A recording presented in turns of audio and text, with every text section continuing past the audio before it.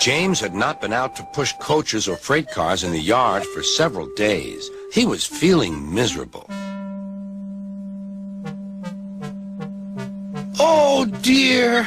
I wonder how long I shall have to stay in the shed. Will anyone ever see my red coat again?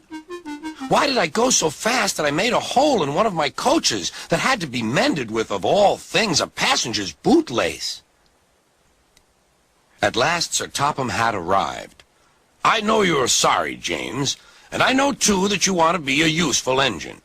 People are laughing at my railway, and I do not like that at all. I will try hard to do my best, said James. That's a good engine. There's nothing like determination. I want you to pull some freight cars for me.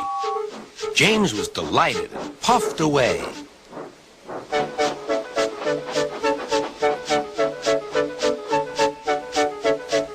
Here's your freight train, James, said Thomas. Have you got some bootlaces ready? And he ran off laughing. Oh, no, said the freight cars. We want a proper engine, not a red monster. James took no notice and started as soon as the conductor was ready. Come along, he puffed. We won't, screamed the freight cars. But James didn't care, and he pulled the screeching cars sternly out of the station.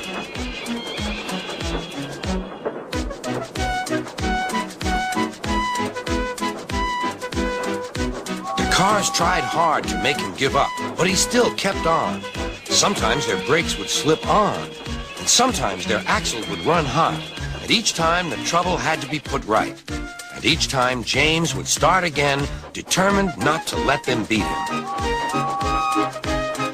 Give up, you can't pull us, you can't, called the cars. I can and I will, puffed James. And slowly but surely he pulled them along the line. At last they saw Gordon's Hill. Look out for trouble, James, warned his driver. We'll go fast and get them up before they know it. Don't let them stop you. So James went faster. Soon they were halfway up. I'm doing it, he panted. Will the top never come? Then, with a sudden jerk, it all came easier. I've done it! Hooray! It's easy now!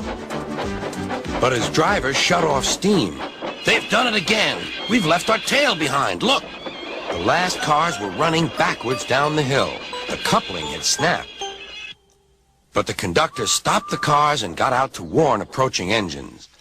That's why it was easy, said James, as he backed the other cars carefully down. What silly things freight cars are! There might have been an accident. Should I help you, James? Called Edward. No, thank you. I'll pull them myself. Good. Don't let them beat you. You're doing well, whistled Edward, as James slowly struggled up the hill. I can do it, he puffed. He pulled and puffed as hard as he could. I've done it, he panted.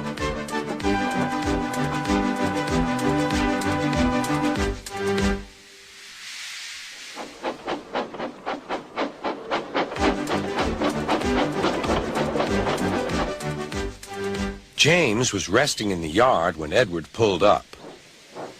Beep, beep, he whistled. Then James saw Sir Topham Hatt. Oh, dear, what will he say? He asked himself. But Sir Topham Hatt was smiling. I was in Edward's train, and I saw everything. You've made the most troublesome train on the line behave.